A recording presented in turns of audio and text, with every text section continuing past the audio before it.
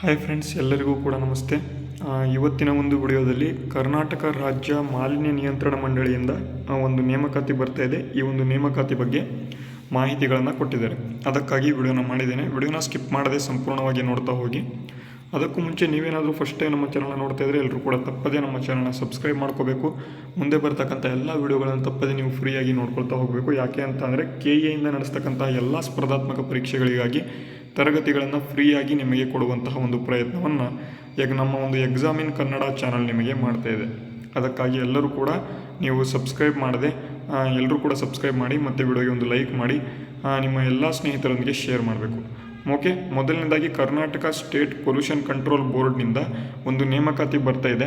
ಏನಪ್ಪ ನೇಮಕಾತಿ ಅಂತ ಅಂದರೆ, ಮುಂದೆ ಬರ್ತಕ್ಕಂಥ ನೇಮಕಾತಿ ಇದು ಕರ್ನಾಟಕ ಎಕ್ಸಾಮಿನೇಷನ್ ಅಥಾರಿಟಿಯಿಂದ ನಡೆಸ್ಕೊಡ್ತಾರೆ.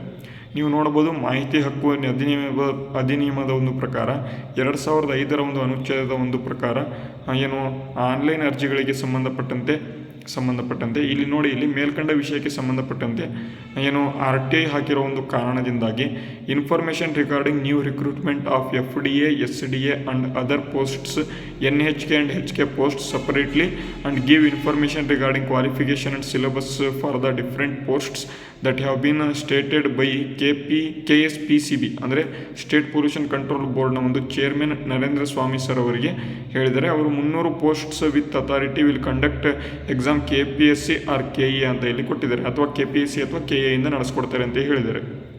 ಹಾಗಾದರೆ ಯಾವ ಹುದ್ದೆಗಳು ಇಲ್ಲಿದ್ದಾವೆ ನೋಡ್ಬೋದು. 152 ವಿವಿಧ ಒಂದು ಹುದ್ದೆಗಳ ನೇಮಕಾತಿಗೆ ಸಂಬಂಧಪಟ್ಟಂತೆ ಭರ್ತಿ ಮಾಡಲು ನೇಮಕಾತಿ ಪ್ರಕ್ರಿಯೆಯಲ್ಲಿ ಕರ್ನಾಟಕ ಪರೀಕ್ಷಾ ಪ್ರಾಧಿಕಾರದ ಮೂಲಕ, ಕರ್ನಾಟಕ ಎಕ್ಸಾಮಿನೇಷನ್ ಅಥಾರಿಟಿ ಮೂಲಕ ನಾವು ಮಾಡ್ತೇವೆ ಅಂತ ಇಲ್ಲಿ ಹೇಳಿದರೆ ನೋಡ್ಬೋದು. ನೇಮಕಾತಿಗೆ ಸಂಬಂಧಪಟ್ಟಂತೆ ಇರ್ತಕ್ಕಂಥ ಹುದ್ದೆಗಳ ಹೆಸರು, ಉಳಿಕೆ ವೃಂದ ಮತ್ತು ಸ್ಥಳೀಯ ವೃಂದ, ಹಾಗೆ ಒಟ್ಟು ಹುದ್ದೆಗಳು ಎಷ್ಟಿದ್ದಾವೆ ಅಂತ ಕೊಟ್ಟಿದ್ದಾರೆ. ಸಹಾಯಕ ಪರಿಸರ ಅಧಿಕಾರಿ ಅಂತ ಕೊಟ್ಟಿದ್ದಾರೆ, 80 ಹುದ್ದೆಗಳಿದ್ದಾವೆ.